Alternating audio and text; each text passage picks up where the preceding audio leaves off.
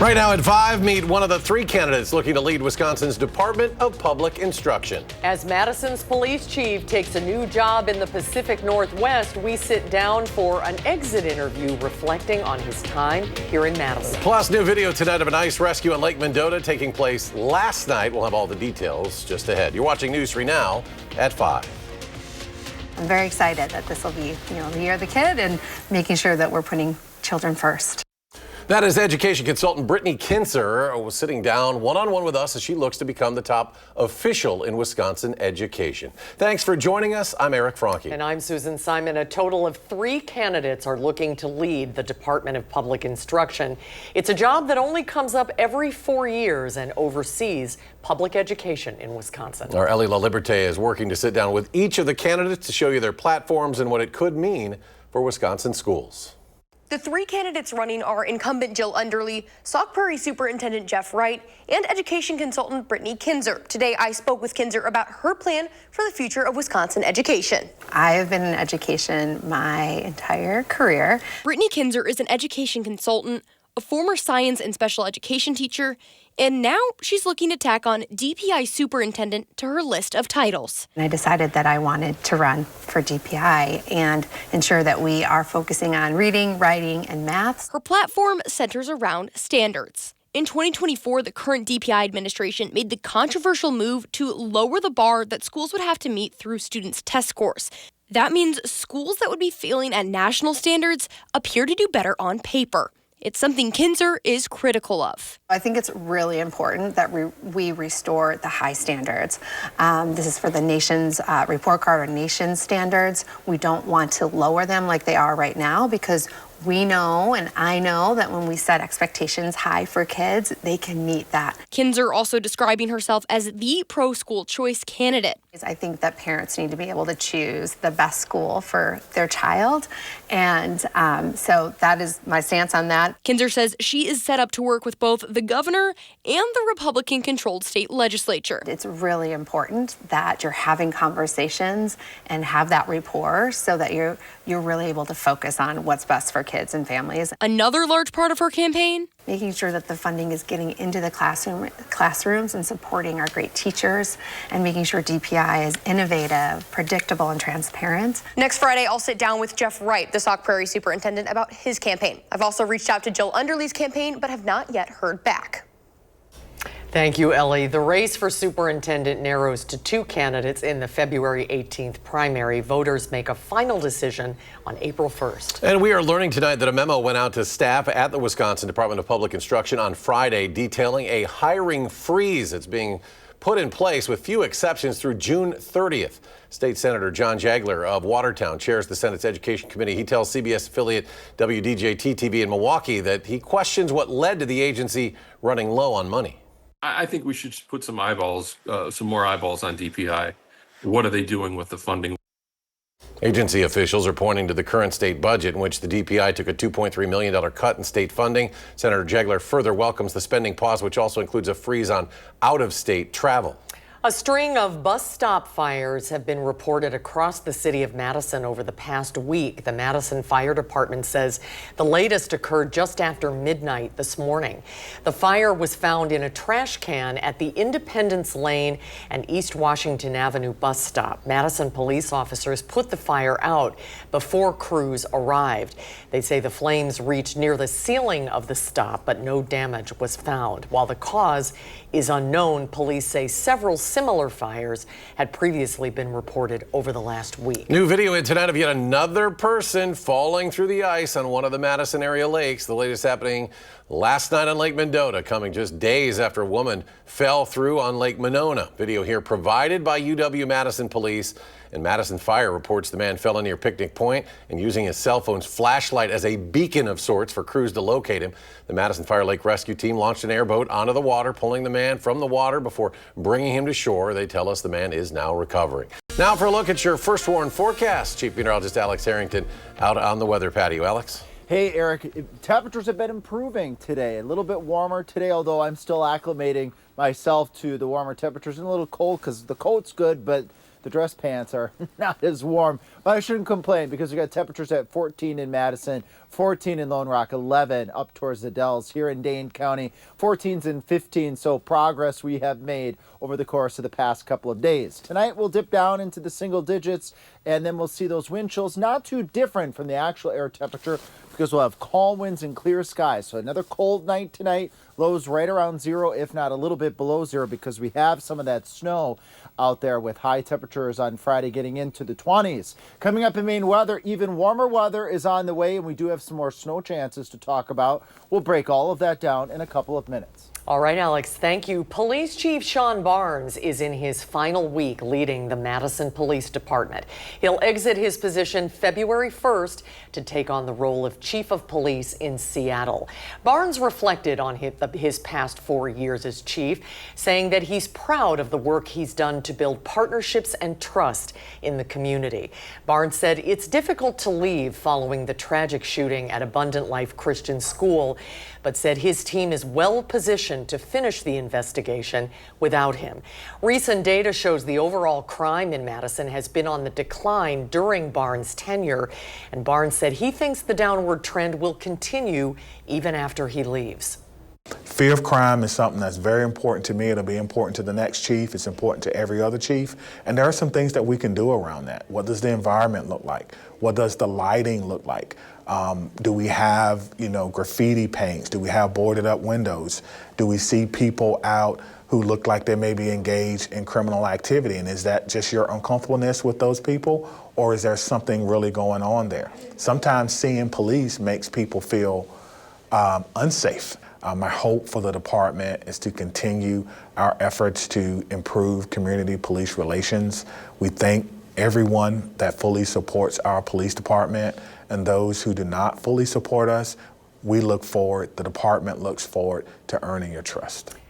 Assistant Police Chief John Patterson, a 25-year veteran of the department, will take over as interim chief this weekend. Broadfest announcing today its 2025 headliners. They include Ace Frehley, the original lead guitarist for Kiss, Guns N' Roses founding drummer Steven Adler, and country artist Tyler Farr, who is known for his songs Whiskey in My Water and Redneck Crazy, two of Susan's favorites.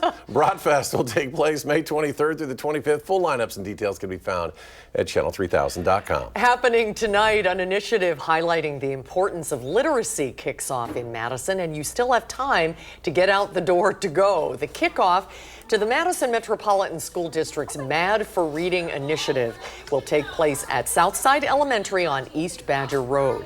Participants will get to visit several literacy stations where they can get a public library card, create bookmarks, and select free books to take home from the Madison Reading Project.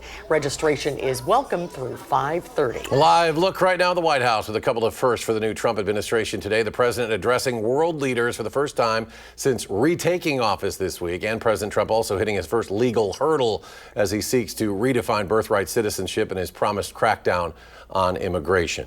CBS's Natalie Brand is at the White House tonight with more on what President Trump is looking to accomplish. A federal judge is temporarily blocking President Trump's executive order seeking to end birthright citizenship for undocumented migrants. In court Thursday, the judge said, "I've been on the bench for 4 decades. I can't remember anything that presents as clear as this. This is blatantly unconstitutional." Attorneys general from several states mounted this legal challenge, arguing birthright citizenship was established by the 14th Amendment. On Capitol Hill, the president's allies doubled down on Trump's executive order, introducing a bill to make it law. I'm predicting and forecasting that when this gets to the U.S. Supreme Court, the U.S. Supreme Court's going to rule that this particular piece of legislation is constitutional.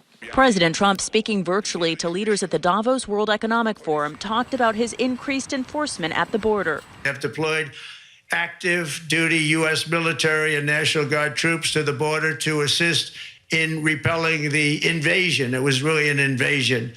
We will not allow our territory to be violated. CBS News has learned Marco Rubio will likely make his first foreign trip as Secretary of State to Central America to discuss migration and visit Panama, with Trump suggesting he'll retake the Panama Canal. It's an issue Rubio addressed at his confirmation hearing. The Chinese basically have effective control of the canal anytime they want, because if they order a Chinese company that controls the ports to shut it down or impede our transit, they will have to do so. Trump is also threatening tariffs against China. He told leaders at Davos Chinese President Xi Jinping called him. Trump saying he wants fairness and a level playing field. Natalie Brand, CBS News, Capitol Hill. President Trump's overall economic message to global and corporate leaders at Davos was come to the U.S. where you can enjoy low corporate taxes or be prepared to pay tariffs. Back here in Wisconsin, a person who purchased a winning $100,000 all or nothing lottery ticket has until tomorrow to claim that prize. The Wisconsin Lottery reports that ticket was sold at a pick and save in Oak Creek back in July, and the winning numbers were 1, 3, 10, 13, and then 16, 17, 18, 19, 20, 21, and 22. The ticket can be verified either in Madison or Milwaukee by the end of the day on Friday. More news still ahead. Next, Wisconsin takes second place among states with the most obsessive online shoppers. You know who you are. Plus, the nominees for this year's Oscars have been announced, with one film leading the pack. On Wall Street, the stocks end the day in positive territory. The Dow up 408 points. The Nasdaq gains 44. The S&P jumps 32. And we'll be right back.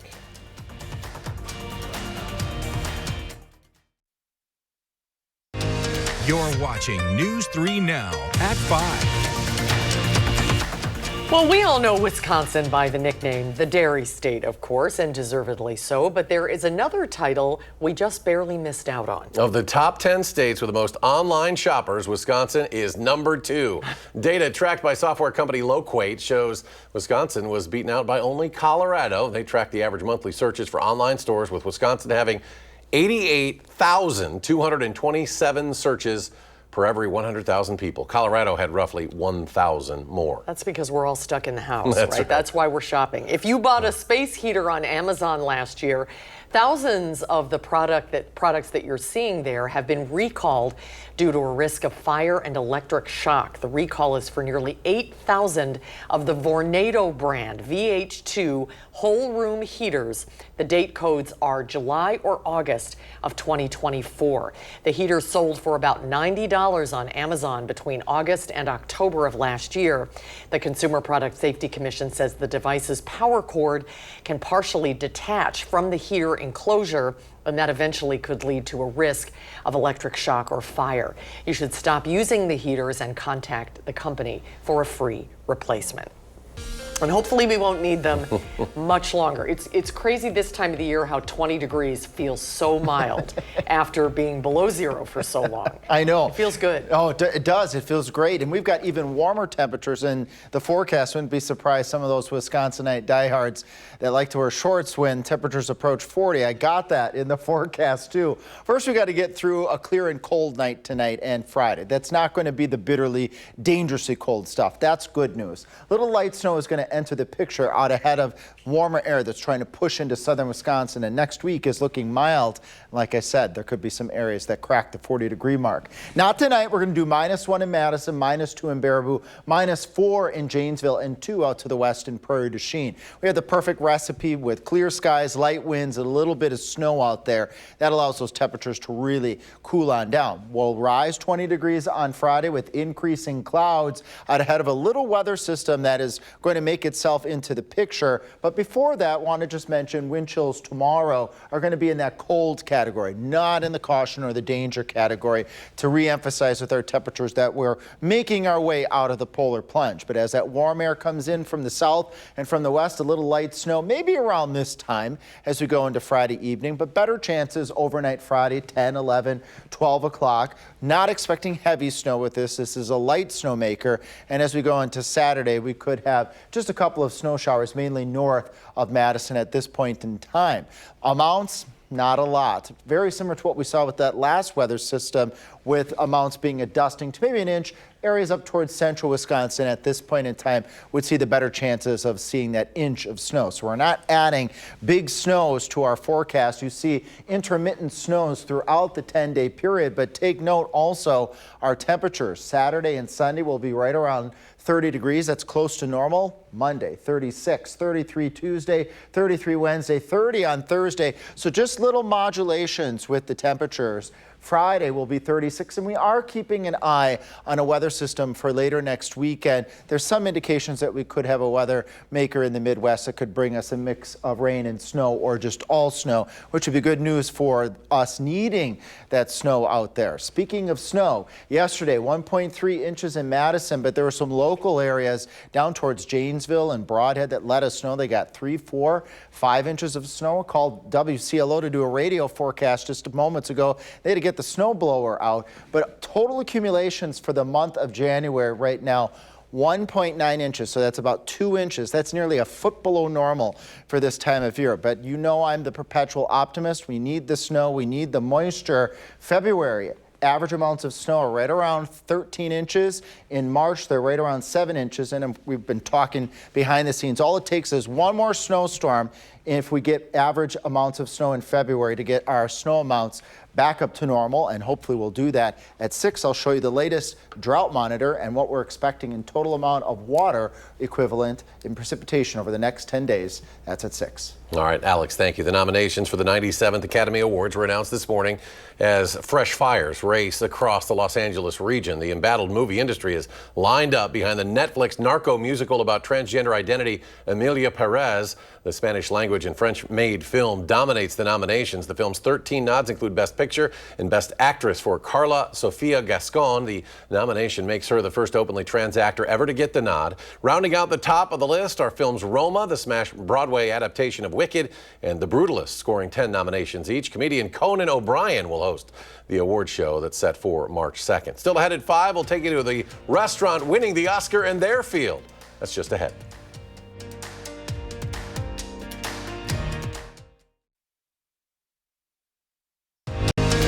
You're watching News 3 Now at 5. A local restaurant is in the running for the coveted James Beard Award. The owners of Ahan found out about the recognition just yesterday. Our Tanisha Shaw went into the kitchen to see how they prepare their meals. And then we're gonna garnish it with some cabbage, which we eat it usually with some raw cabbage as well. Jamie Brown Sukasumi and her husband own Ahan in Madison. She's proud to be a first-generation American. Her mom traveled from Laos to the United States during the Vietnam War. What it sets aside from Madison is I think it's just there's not a lot of first-generation restaurants yet. So I think, we're one of the first, and that kind of sets that aside as well. It's just kind of a fusion of things of the past and then also modern. Everything in Ahan is inspired by the owner's upbringing. The food, the decorations, and even the way they treat their staff comes from her Laos culture. There's a huge thing called the Lao food movement. So I'm just really, really excited to put that on the map and let people know what we're all about and what our food is about. Sukasumi's cooking career began in her mother's kitchen. The khao soi lao comes with a wide noodle, which is a mix of wheat and rice. Cooking the food that is now served at Ahan. I've learned so much from her, and there's just so many things that I could not learn without her, just things that come from her country and her experiences that other people and other chefs I could never learn that from. I like working with her more than she likes working with me. I don't know. Now, she's a James Beard Award semifinalist for the second time. This year in the Best Chef of the Midwest category. In 2023, the foundation recognized Sukasumi for being an emerging chef. After the first recognition, Ahan became so popular that they had to move into a bigger space. We've had so many different neighbors from that neighborhood, this neighborhood, friends, family. I'm just really grateful for everyone's support. As the restaurant continues to grow, the owners remain grateful. It's just amazing because I think it's going to be really cool to let people know where Laos is, what kind of food we eat there, how people from Laos got here is really important, what a lot of our families have been through to get here and get us to a place where we can win awards like this or even be nominated for awards like this is something really special to me. It's not anything I ever dreamt of as a young girl. The James Beard Award nominees will be announced in April. Reporting in Madison, Tanisha Shaw, News 3 Now. The Dane County Humane Society welcoming donations of toys and new treats today. Following a drive in December, Mounds Pet Food Warehouse hosts an annual drive. It's called Humane Holidays to collect donations for the Humane Society. Now, 12 pallets of donated items will be used by the shelter. There are still plenty of opportunities to donate. Just visit giveshelter.org. And Alex rejoins us with a final check of the weather. See, the sun is just setting now. The days are getting a little brighter longer. every day. Yep, that's when we come back.